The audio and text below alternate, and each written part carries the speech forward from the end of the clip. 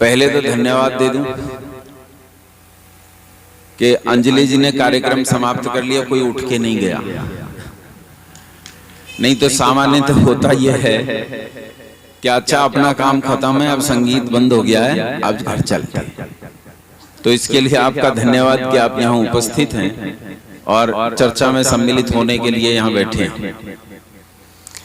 और जब हम वेद मंदिर जैसे संस्थान में जाते हैं तो वैसे बहुत सारे संस्थान हैं, लेकिन इन संस्थानों में अधिकांशतः एक वाक्य लिखा हुआ मिलता है जहां लिखा रहता है कि सत्य के ग्रहण करने और असत्य के त्यागने में सर्वदा उद्यत रहना चाहिए।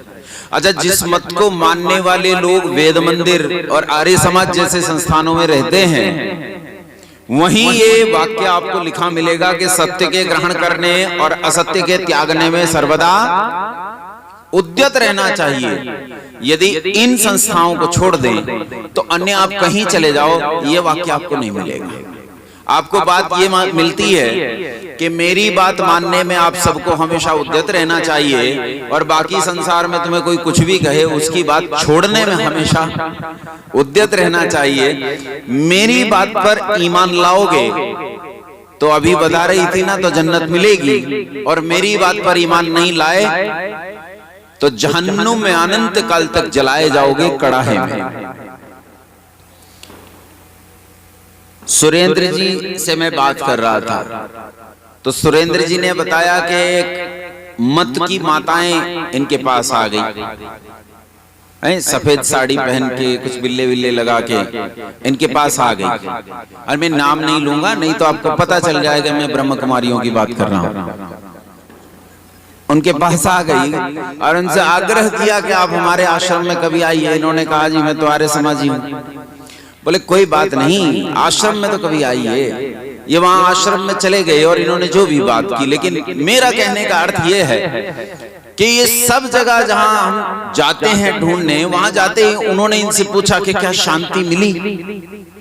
शांति केवल एक स्थान पर निवास करती है जहां सत्य होता है। जहां सत्य नहीं होता वहां शांति निवास। दुनिया में किताबें छपी हैं, बहुत सारी किताबें, कुरान है, बाइबल है, और पता नहीं कितने काल्पनिक ग्रंथ लिख रखे हैं, और उन काल्पनिक ग्रंथों में कितने प्रेम की बातें लिखी हैं। दुनिया शुरू हुई तो दो आदमी बने। क्या क्या नाम थे? आदम और हव्वा। अंग्रेज लोग इन्हें कहते हैं एडम और इव। अच्छा, उसके बाद दुनिया कहां से आई? मैंने पूछा उसके बाद दुनिया कहां से आई? बोले इन्हीं दो से पैदा हुई। इसका मतलब यह है कि एडम और इव के बच्चे हुए होंगे, और फिर बच्चों के आपस में, अरे तभी तो दुनिया हुई होगी। बच्चों के आपस में विवाह हुए होंगे और उनसे संसार पैदा हुआ। ये इंसेस्ट टाइप का संसार है, जहां भाई बहनों में आपस में, सगे भाई बहनों में एक माँ की कोख से पैदा हुए, एक माँ का दूध पिया, ऐसे भाई और बहनों में आपस में विवाह होता है। और लोग कितने प्रेम से कहते हैं कि ये प्रेम का पुस्तक है। एडम की बातों को गाया जाता है। Flash of flash, bone of my bone, thou art and from thy state mine never shall be parted, bliss और वो कमाल है। और हम यहाँ शांति ढूंढते हैं, हम यहाँ प्रेम ढूंढते हैं। ऐसा सारा संसार।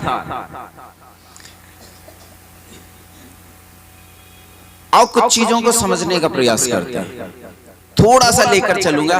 अच्छा, ये पक्का कह रहा हूं, मैं भाषण देने बिल्कुल नहीं बैठा, इसलिए मेरे साथ जुड़कर चीज को समझने का प्रयास करना। देखो, संसार में आपको दो चीजें दिखाई देती हैं, बस दो ही चीजें हैं संसार में, तीसरी चीज ही नहीं। वैसे प्रकृति त्रिगुणात्मक है, लेकिन तीसरी दिखाई नहीं देती है, तो उसे एक और रख देता हूं। संसार में केवल दो चीजें दिखाई देती हैं। एक वो है जिनके भीतर जीवन है, और एक वो है जिनके भीतर जीवन नहीं है। एक वो जिनमें लाइफ है और एक वो जिनमें लाइफ नहीं है। अच्छा, जिनमें लाइफ नहीं है उन्हें क्या कहते हैं? जड़ या चेतन? जड़ कहते हैं। और जिनमें लाइफ है उन्हें चेतन कहते हैं। थोड़ी सी देर के लिए जड़ को उठा के एक और रख दो, चेतन को ले आओ। चेतन को फिर हम दो जगह बांटते हैं। चेतन दो प्रकार का होता है। एक वो चेतन होता है जैसा अभी बता रही थी ना कि वो जैसा हुआ है बस ऐसा ही रहेगा, जैसा पैदा हुआ है वैसा ही मरेगा। इसमें ना कुछ घटती होती है और ना बढ़ती होती है। जैसे पशु के भीतर कुछ जानकारी जन्म के साथ होती है। ये जानकारी उसके अंदर जो रखी गई है, पैदा होते ही इनबिल्ट इसके अंदर जानकारी है। इस जानकारी में कुछ भी कमी नहीं आती और कुछ भी बढ़ोतरी नहीं होती है। जैसे गाय का बछड़ा पैदा होते ही तैरना जानता है, कोई तैराकी इसका ट्रेनिंग नहीं होती है कि ऐसे ऐसे तैरा जाता है, ये तैरना जानता है। आप नदी में डाल दो, नाले में डाल दो, समुद्र में डाल दो, पोखर में डाल दो, ये तैरता है, ये तैरना जानता है। अच्छा, मरने पर्यंत ये तैरना जानता है। अगर आप इसे जीवन भर तैरने के लिए तालाब, पोखर, नदी, नाला नहीं दो और मरने से कुछ दिन पहले भी इसे नदी में डालो तो जीवन भर भले ना तैरा हो अब भी तैर जाता है, क्योंकि तैरने की जानकारी इसमें अंदर ही रखी गई है। और ऐसा ज्ञान जो हमारे अंदर रखा जाता है पहले से, जन्म के साथ हमें मिलता है, ऐसे ज्ञान को हमारी मनीषा में, हमारे साहित्य में कहते हैं स्वाभाविक ज्ञान। कैसा ज्ञान है ये? ज्ञान कह लो, है ना, आप लोग ज्ञान कहते हो, ज्ञान कह लो, ज्ञान कह लो, एक ही बात है।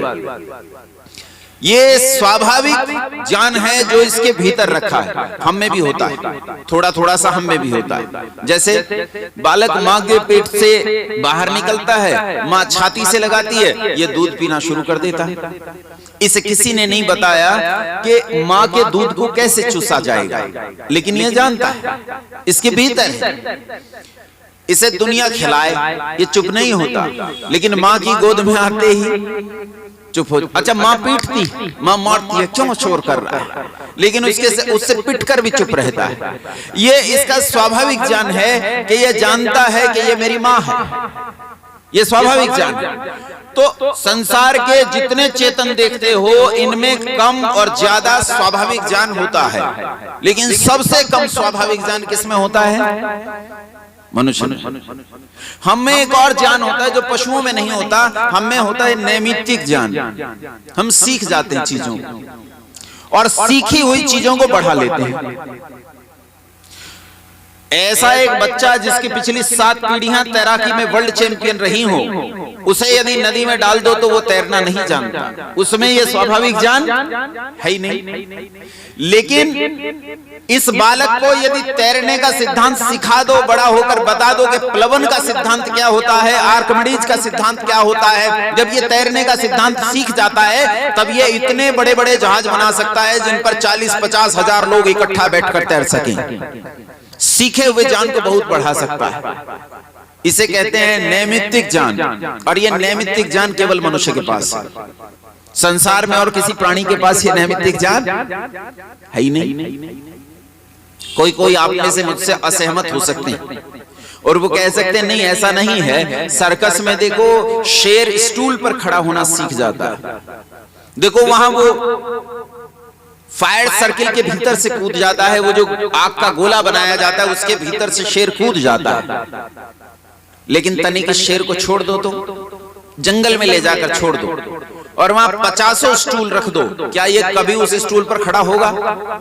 अरे ये तो डंडे के जोर से कर रहा था, ये सीखा वीखा कुछ भी नहीं, ये तो डंडे के जोर से कर रहा था। वहां खूब आग के गोले लगाओ, ये किसी आग के गोले में से नहीं कूदेगा। पागल है, ये कूदेगा इसमें से आग के गोले से?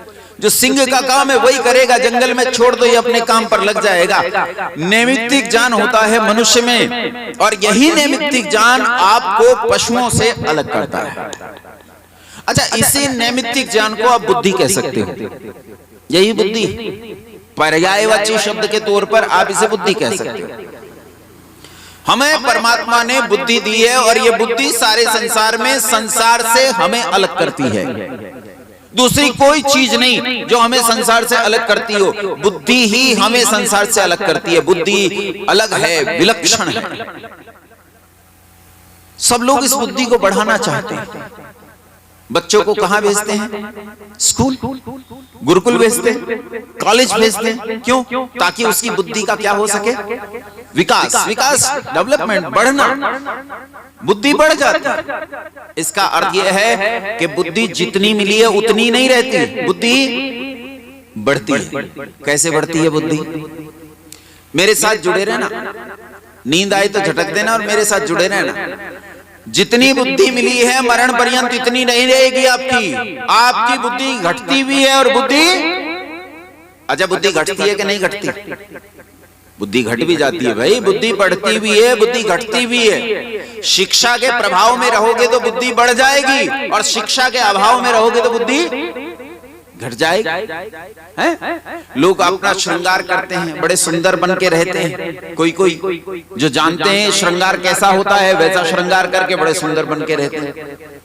कोई कोई ऐसे होते हैं शिक्षा के अभाव के कारण स्थिति खराब हो जाती, कहीं ऐसा श्रृंगार कर लेते हैं कि देख के बच्चे डर जाएं। होता है कि नहीं? कारण क्या है? श्रृंगार करना नहीं जानते। एक आदमी दाढ़ी रखता है, बड़ा अच्छा लगता है, महाराणा प्रताप जैसा लगता है। एक आदमी दाढ़ी रखता है, मूंछ बिल्कुल साफ। ये नहीं जानता कि कैसे समाज में रहना चाहिए। शिक्षा के प्रभाव में बुद्धि बढ़ती है और शिक्षा के अभाव में बुद्धि घट जाती है। अर्थात बुद्धि को बढ़ाने का साधन है शिक्षा।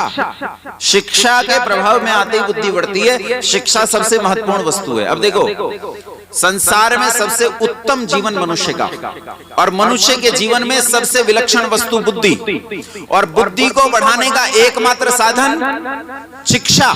शिक्षा की दशा मेरे देश में कैसी थी, आओ थोड़ा सा देखते हैं। अच्छा ये बताओ, हमारे देश में शिक्षा घटी है कि बढ़ी है?